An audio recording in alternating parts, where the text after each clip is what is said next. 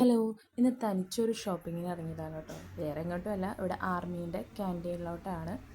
പക്ഷേ അവിടെ ചെന്നപ്പോഴാണ് അറിഞ്ഞത് 2-3 ദിവസത്തേക്ക് ക്യാൻറ്റീൻ ഓഫാണെന്ന്. അങ്ങനെ ഞാൻ തിരിച്ച് വീട്ടിലോട്ട് തന്നെ പോകുന്നു കേട്ടോ. പിന്നെ കുറച്ച് ലേറ്റ് ആയിട്ടുണ്ടായിരുന്നു. അപ്പോൾ കറി വയ്ക്കാനുള്ള തിരക്കിലായി. മോൻ വരാറാവും, അതുകൊണ്ട് വേഗം കറിയൊക്കെ വെച്ച് റെഡിയാക്കണം. ഇന്നലെ മത്തി വാങ്ങിയതിൻ്റെ കൂട്ടത്തിൽ കൂടെ കുറച്ച് പിലോപ്പി കൂടി വാങ്ങിയിട്ടുണ്ടായിരുന്നു കേട്ടോ.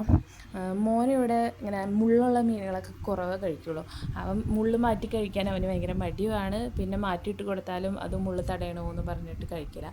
അപ്പോൾ ഞാൻ ഇന്നലെ അതിൽ നിന്ന് ഒരു 5-6 പീസ് മത്തിയുടെ വറുക്കാനും അവന് വേണ്ടി ഒരു പിലോപ്പിയുടെ കഷ്ണം വറുക്കാനും മാറ്റി വെച്ചു കേട്ടോ.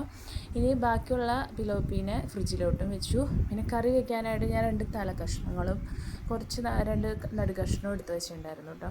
അപ്പോൾ അത് ഞാൻ പാല് ഒഴിഞ്ഞ് കറി വയ്ക്കാമെന്ന് കരുതി. ഞാനങ്ങനെയാണ് മിക്കവാറും ഇങ്ങനത്തെ മീനൊക്കെ കറി വയ്ക്കാറ്. എൻ്റെ വീട്ടിലെ അമ്മയ്ക്ക് ഇങ്ങനെയാണ് വെക്കണേ. അത് അങ്ങനെയാണ് ഞാനും കറി വയ്ക്കാറ്. അപ്പോൾ അതിലേക്ക് സവോള, ഇഞ്ചി, പച്ചമുളകൊക്കെ ഇട്ടു, കുടപ്പുളി ഇട്ടു, പൊടികളൊക്കെ ഇട്ടു, ഉപ്പൊക്കെ ഇട്ട് കുറച്ച് വെളിച്ചെണ്ണ ഒഴിച്ച് അതിനവിടെ പുരട്ടി മാറ്റി വെച്ചു. ഇനി തേങ്ങ ചിരണ്ടി എടുക്കണം.